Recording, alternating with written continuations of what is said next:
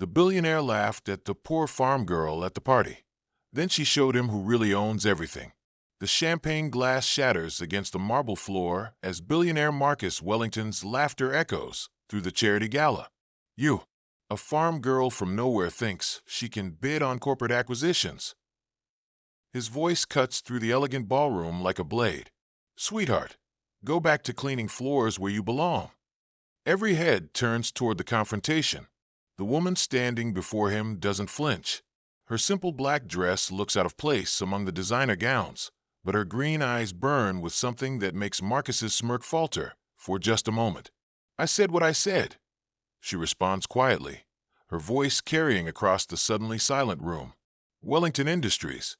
I'm buying it. The crowd erupts in nervous laughter.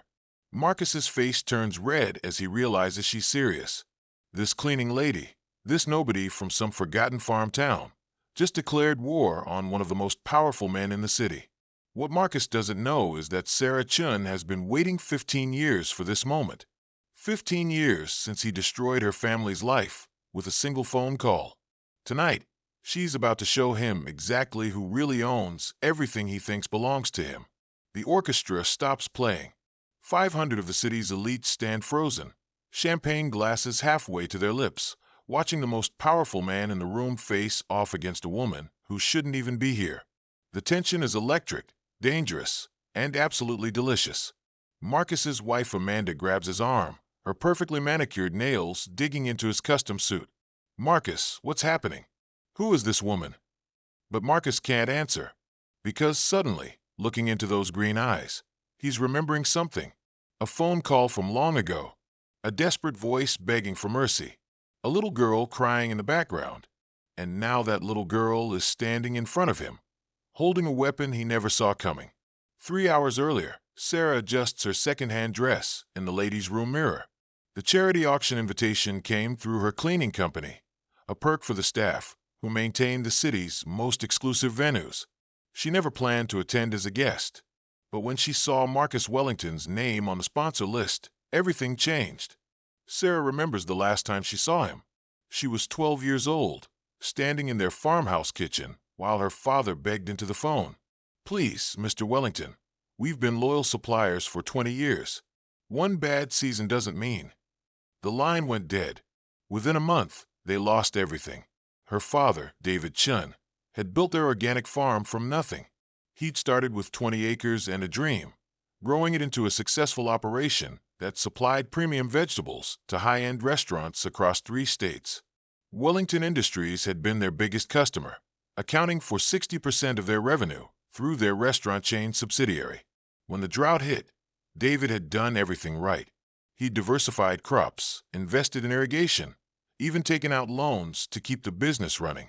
But one bad season was all it took for Marcus to cut them loose without warning. Her father never recovered from the shame. The heart attack came 2 years later, brought on by stress and broken pride. Sarah found him collapsed in the barn, clutching a foreclosure notice in his hands. He died believing he'd failed his family. Her mother, Linda, sold what little remained and moved them to the city, where Sarah worked 3 jobs to put herself through business school. She studied during lunch breaks, wrote papers on bus rides, and graduated summa cum laude while her classmates partied. Now, at 27, she owns the largest commercial cleaning company in the state. Every building she cleans, every office she maintains, she studies. She learns. She watches the powerful men who never see her coming. Marcus Wellington has no idea that the woman who cleans his office every Thursday night has been documenting his illegal activities for 2 years. The insider trading, the tax evasion, the bribes to city officials, all photographed, all recorded, all waiting for the right moment. Sarah's company, Chin Commercial Services, employs over 300 people. Most are immigrants, single mothers, and other invisible workers who need steady employment. She pays them well, provides health insurance, and treats them with dignity. Everything Marcus Wellington never did. But tonight isn't about business ethics. Tonight is about justice. Sarah walks back into the ballroom and positions herself near the auction stage. Marcus stands with his usual circle of admirers, his blonde wife Amanda hanging on his arm like an expensive accessory. His laugh is still the same, loud, dismissive, cruel. She studies him as he holds court. At 52, Marcus Wellington is still handsome in the way that money makes possible. Perfect teeth, perfect hair, perfect suit. But his eyes are cold, calculating. They're the eyes of a man who's never had to worry about consequences. The auctioneer announces the evening's main event, a portfolio of distressed companies being sold to raise funds for charity. Sarah recognizes several names. These are the businesses Marcus has deliberately driven into bankruptcy through predatory lending and market manipulation. Our first item is a collection of agricultural properties in the Midwest, the auctioneer announces. These family farms represent over 10,000 acres of prime farmland. Opening bid is $5 million. Sarah's hand shoots up. $10 million. Marcus turns, his expression shifting from amusement to confusion. Who is this woman? Why does she look familiar? $15 million. Calls another bidder, a real estate developer Sarah recognizes from the business pages. $20 million. Sarah responds calmly. The room buzzes with whispers. Marcus studies her face, a memory stirring. There's something about her eyes, something that makes his chest tighten with an emotion he doesn't want to name. $25 million. The real estate developer counters, but his voice wavers. This is getting expensive. $30 million. Sarah says without hesitation. The room falls silent. $30 million for distressed farmland is insane. The developer shakes his head and steps back. Marcus looks at Sarah with growing recognition. Then his expression darkens as the memory finally surfaces. Sarah Chun, he whispers to himself. The farm girl. The auctioneer looks around the room one final time. Going once, going twice. $35 million. Marcus suddenly calls out, his voice tight with rage. Sarah turns to look at him directly for the first time. $40 million. Their eyes meet across the crowded ballroom. In that moment, everyone else fades away. This isn't about farmland anymore. This is about a reckoning 15 years in the making. $45 million, Marcus snarls. Sarah smiles. $50 million. The gavel falls. Sold to the lady in black for $50 million. Marcus's face goes white. He just spent $50 million he doesn't have on land he doesn't want, all because he couldn't let a farm girl beat him. But Sarah isn't done. She's just getting started. Marcus pushes through the crowd toward her, his face a mask of controlled rage. The auction continues around them, but he's no longer paying attention to the bidding. His wife Amanda follows behind him, her heels clicking frantically on the marble floor. I know you, he says, his voice low and threatening. You're that little girl from the Chun farm, the one whose daddy couldn't pay his debts. Sarah meets his gaze without flinching. I'm the woman who's about to buy everything you're trying to sell. With what money? Marcus laughs, but there's no humor in it. Last I checked, cleaning ladies don't have $50 million lying around. You're right, Sarah agrees. Cleaning ladies don't, but successful business owners do. Chin Commercial Services is worth $200 million. I started it with $1,000 and a borrowed van. Your rejection letter was the first thing I framed in my office. Marcus's eyes narrow. You're lying. Sarah pulls out her phone and shows him a screenshot of her company's latest financial statements. We cleaned 70% of the commercial buildings in this city, including yours. Every Thursday night for the past 2 years, I've been in your office, photographing your illegal activities. The color drains from Marcus's face. You're bluffing. Am I? Sarah scrolls through her phone and shows him a photo. It's Marcus in his office, handing an envelope of cash to a city council member.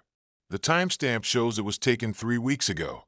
I have hundreds of these, she says calmly, along with audio recordings, financial documents, and sworn statements from your victims, including my father's medical records showing how your business practices contributed to his death. Amanda Wellington stares at her husband in horror.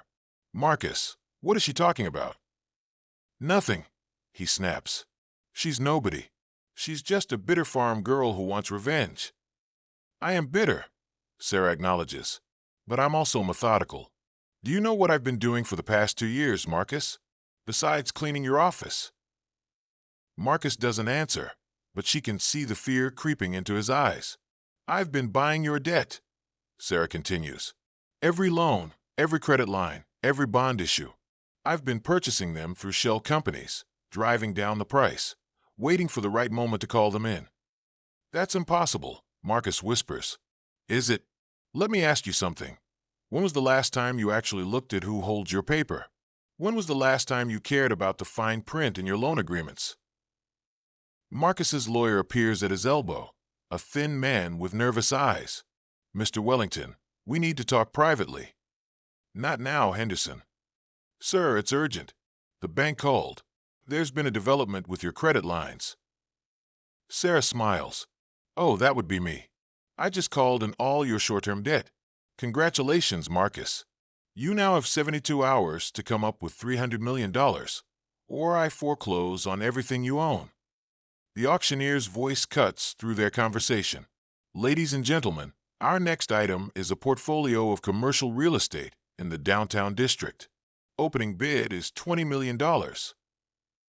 Sarah raises her hand.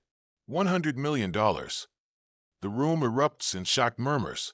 Marcus frantically waves his hand. $150 million. $200 million. Sarah counters without hesitation. Marcus looks around desperately. His wife stares at him with growing horror. His business partners edge away from him.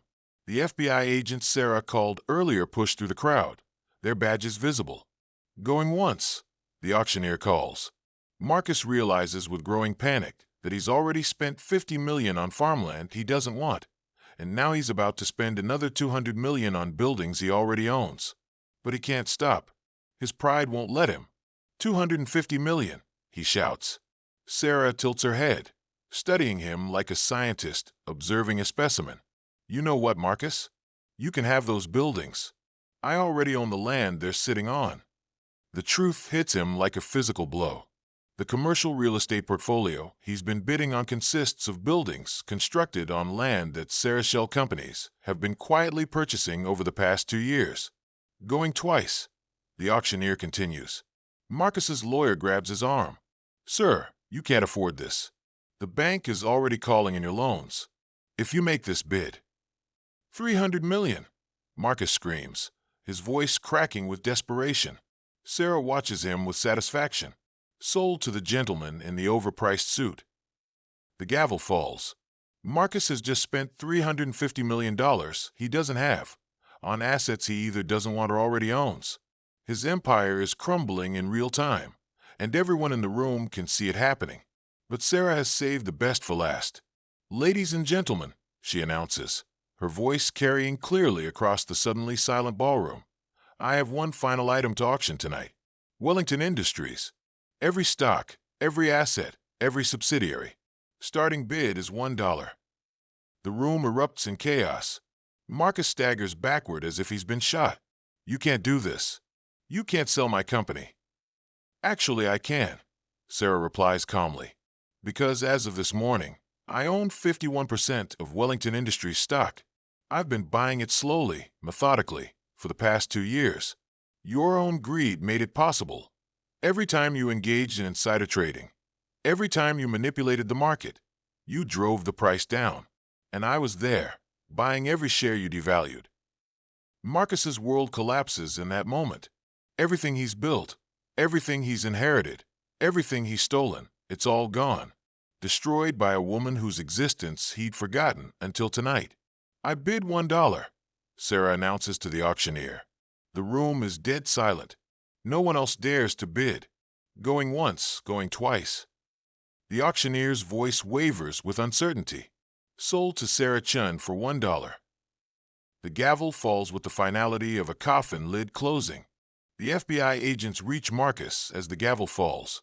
"Marcus Wellington, you're under arrest for securities fraud, tax evasion, conspiracy to commit bribery, and market manipulation." The ballroom erupts in chaos. Guests scramble for exits. Photographers surge forward. Marcus's wife Amanda screams at him. "What did you do? What did you do to us?" But Marcus can't answer.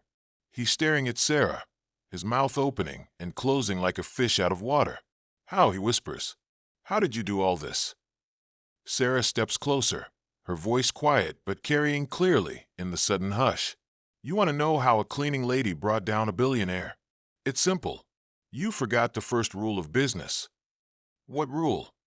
Marcus asks, his voice broken. Never underestimate your enemy.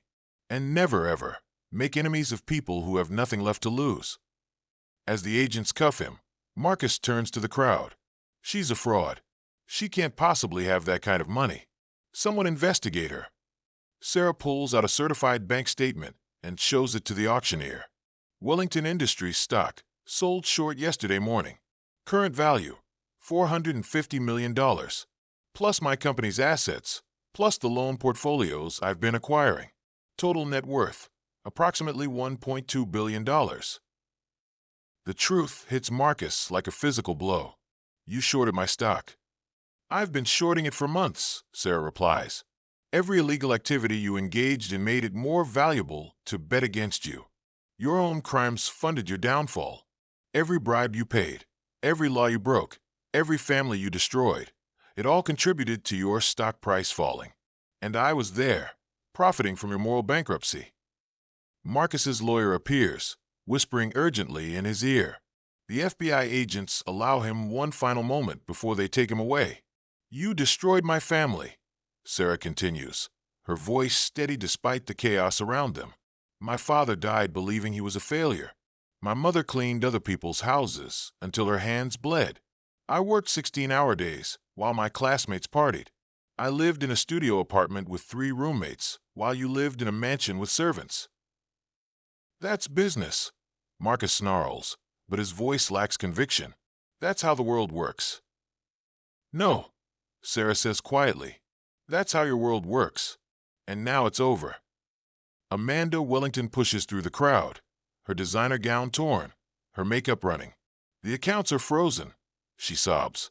The FBI seized everything. The house, the cars, the boats, the art collection, everything. Marcus stares at his wife, the reality finally sinking in. Amanda, I can explain. Explain what? That you're a criminal? That you destroyed innocent families for profit? That you've been lying to me for 20 years? She slaps him hard across the face. I want a divorce. I want you out of my life. I want to pretend I never met you. The slap echoes through the ballroom.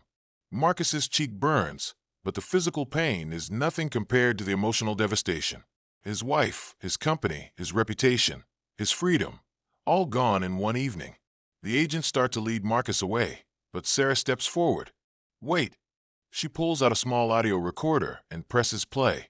Her father's voice fills the room, weak and desperate. Please, Mr. Wellington, we've been loyal suppliers for 20 years. One bad season doesn't mean we're bad people. My little girl, she's so smart. She could be anything. Don't take that away from her. Then Marcus's voice, cold and dismissive. Your little girl will learn that the world doesn't owe her anything. Maybe cleaning floors will teach her some humility. The recording ends. The room is silent except for the sound of Amanda's sobbing. Marcus looks at Sarah with something that might be recognition, might be regret. I remember that call. I know you do, Sarah replies. Because you laughed when you hung up. You laughed at my father's pain. You laughed at a 12-year-old girl's tears. You laughed because you thought you were untouchable. I was young, Marcus whispers. I was stupid. You were cruel, Sarah corrects. And cruelty has consequences, even when it takes 15 years to come due. The FBI agents begin to lead him away, but Marcus has one final question. What happens now? To my company? To my employees? Sarah considers this. Your employees will keep their jobs. I'm not you, Marcus. I don't punish innocent people for their boss's crimes. But the company, Wellington Industries, dies with you. I'm renaming it Chin Holdings. Every building, every subsidiary, every asset will carry my family's name, the name you tried to erase. Marcus's shoulders slump in defeat. And me. You'll serve your time. You'll lose everything. You'll learn what it feels like to be powerless. Sarah pauses. Maybe it will teach you some humility. The agents lead him away, but the damage is done. Marcus Wellington, billionaire and destroyer of families, has been reduced to nothing by a woman he dismissed as a cleaning lady. But Sarah's victory comes with a price. As she watches him disappear into the crowd of FBI agents and reporters, she feels something unexpected emptiness. 6 months later, Marcus Wellington sits in a minimum security federal prison, wearing an orange jumpsuit instead of his $1,000 suits. The trial was swift and brutal. The evidence Sarah provided was overwhelming, and his former business partners quickly turned state's evidence to save themselves. The media coverage was relentless. Every newspaper, every television station, every online blog wanted the story of the billionaire who fell from grace. They called it the cleaning lady's revenge and the farm girl's justice. Marcus became a symbol of everything wrong with corporate America. Wellington Industries collapsed within weeks of his arrest. The stock became worthless. His personal assets were seized to pay back the victims of his schemes. Amanda divorced him and moved to Europe with half of what little remained, approximately $3 million, a fortune to most people but pocket change compared to their previous wealth. Marcus's cellmate is a white-collar criminal named David, a former CEO who embezzled millions from his own company.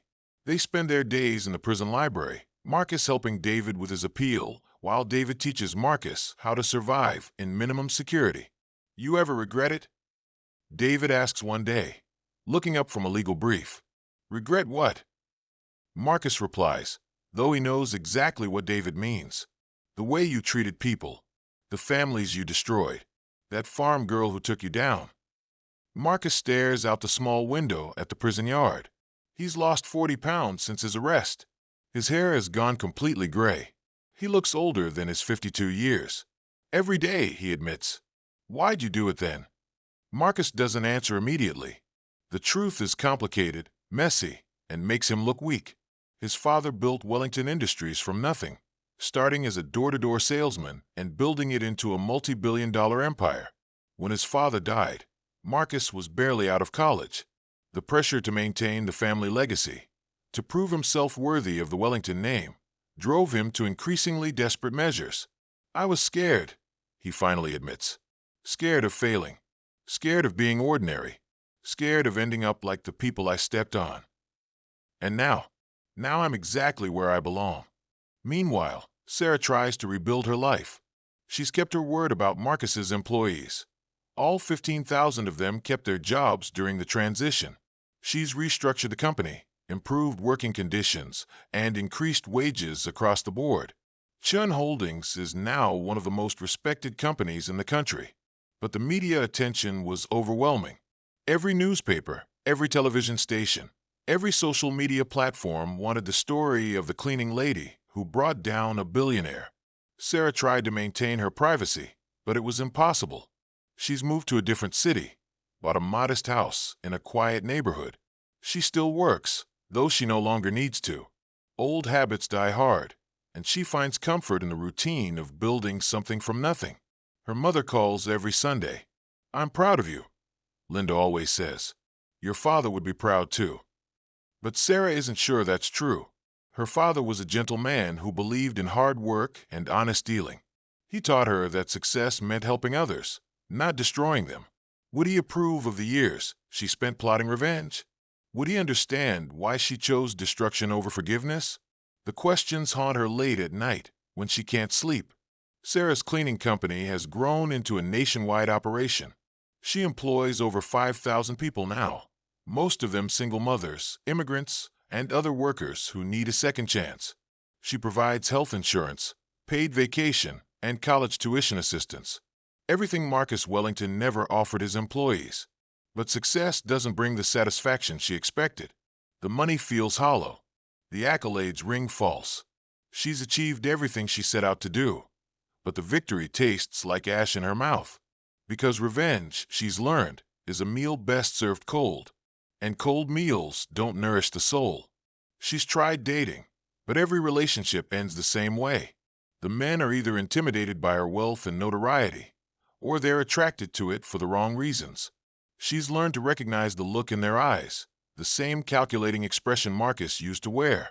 Sarah finds herself thinking about her father more often, not the broken man who died clutching a foreclosure notice, but the gentle farmer who taught her to plant seeds and trust in the harvest. He used to say that the best revenge was living well, being happy, building something beautiful. She's not sure she's done any of those things. The irony isn't lost on her. She set out to destroy Marcus Wellington, and she succeeded. But in the process, she may have destroyed something in herself as well.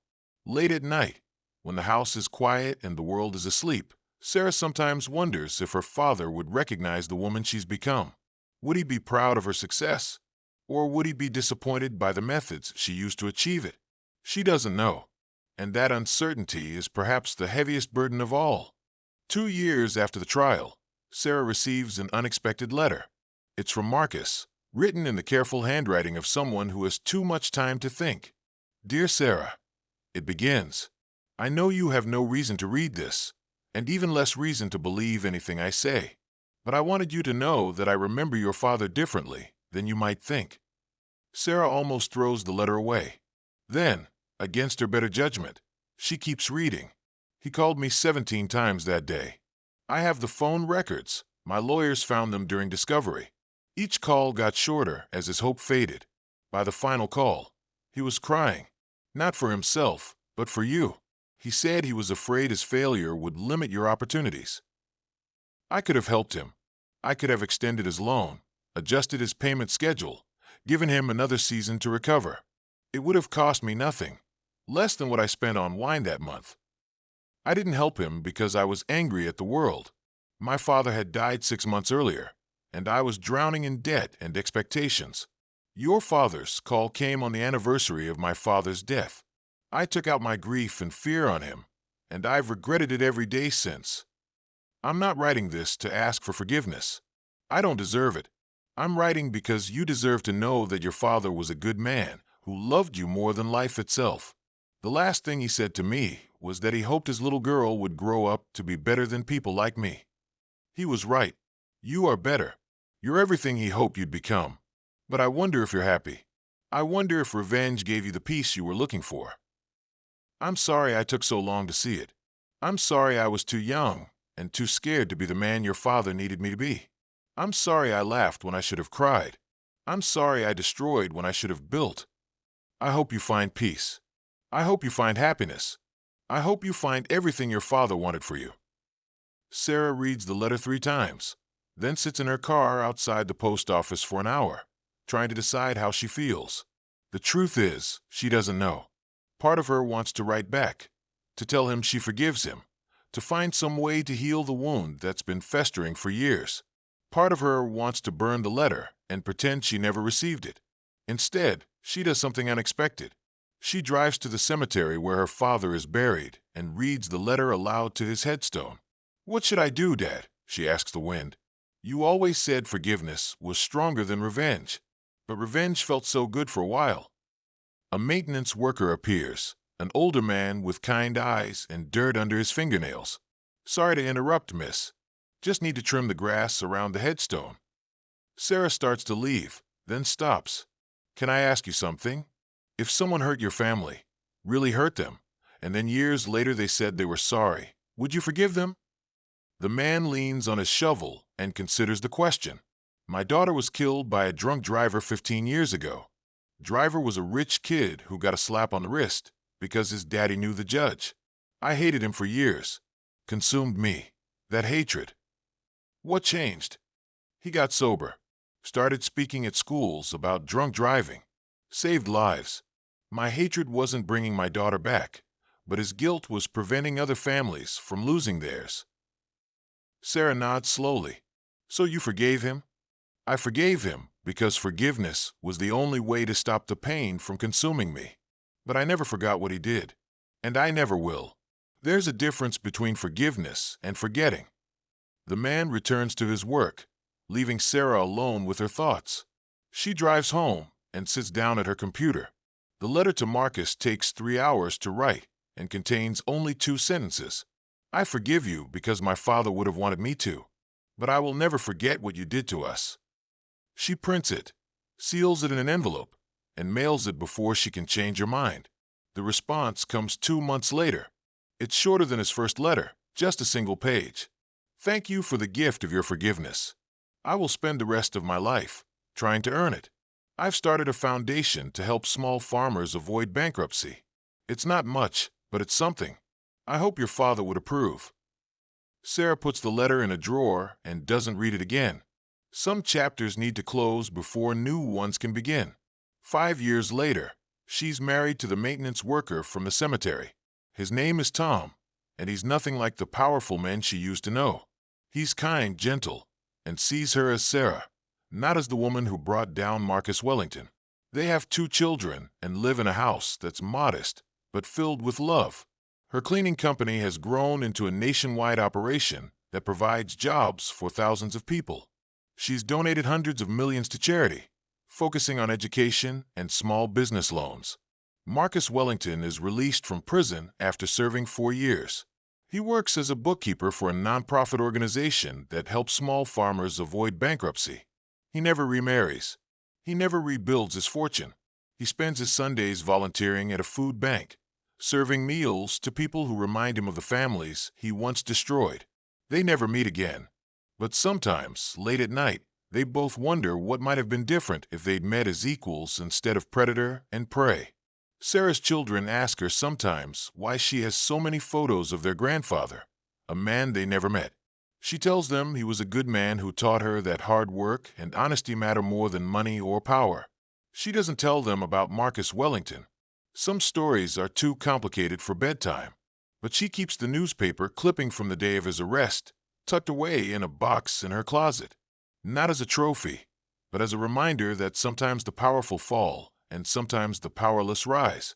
And sometimes, if you're very lucky and very patient, justice and mercy can coexist in the same broken heart.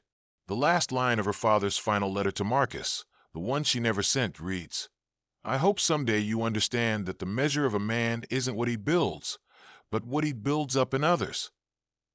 Sarah finally understands what he meant, and for the first time in years, she sleeps peacefully.